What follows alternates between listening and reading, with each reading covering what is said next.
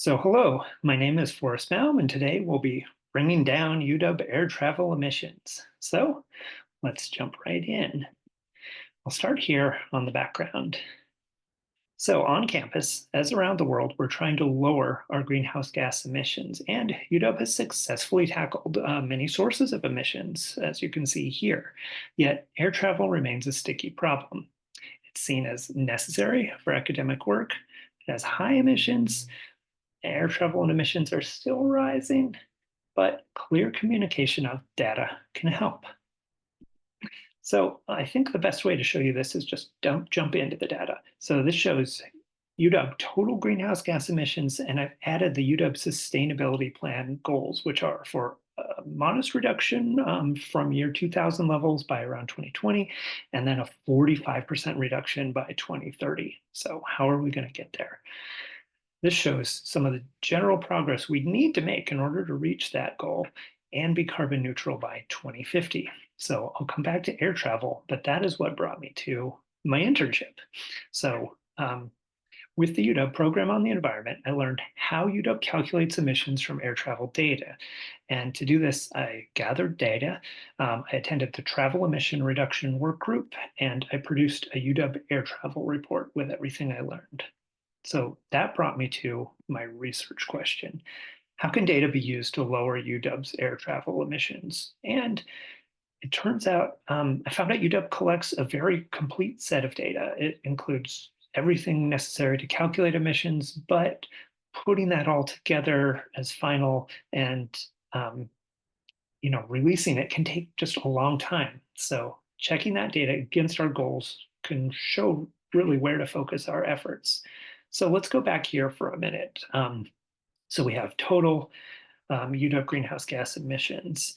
But let's see how air travel fits in. So if we break down, and we've added air travel here in blue, and first you can see we don't have a lot of data. UW just produced a new full greenhouse gas assessment, but can we really trust these drops that you see there due to COVID reduction of travel? Because it turns out air travel is bouncing back. But also, if we just look at our air travel reduction goal, you can see where this will become a problem.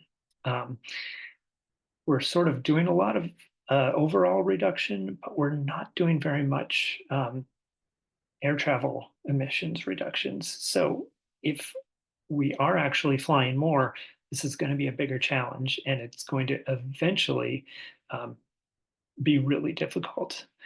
So I wanted to know what other universities are doing. So I looked into the literature, and I found that other universities that successfully lower their emissions often take similar steps. And I've sort of shown here how effective and yet how difficult some of those steps can be.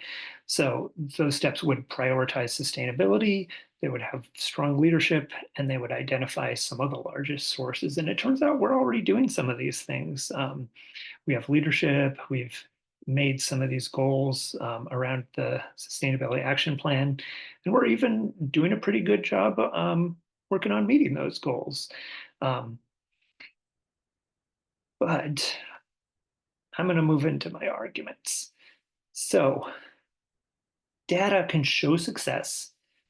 Leadership from within the UW can be duplicated across campus. Detailed data lets departments see the challenges, the progress, and share solutions. And meeting those goals can lead to spreading successful ideas both around campus and worldwide. So, can so we can meet those goals by finding new ways of doing things. So here I am demonstrating, attending a low emission, low stress, travel free academic conference, kind of like here we are now. Um, so some of the implications are test and evaluate alternatives such as those. Should we do more remote meetings like this? Provide current public data. And we can get there by standardizing full data gathering, just automate getting everything we need so it's really easy to bring it in and get it back out.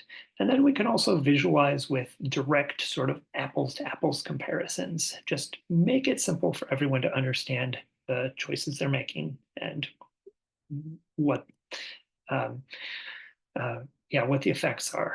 So thank you very much. I'd like to thank my site supervisor, Rebecca Newman, my faculty supervisor, Christy Strauss, Marilyn Ostergren, and everyone at UW Sustainability and the Program on the Environment.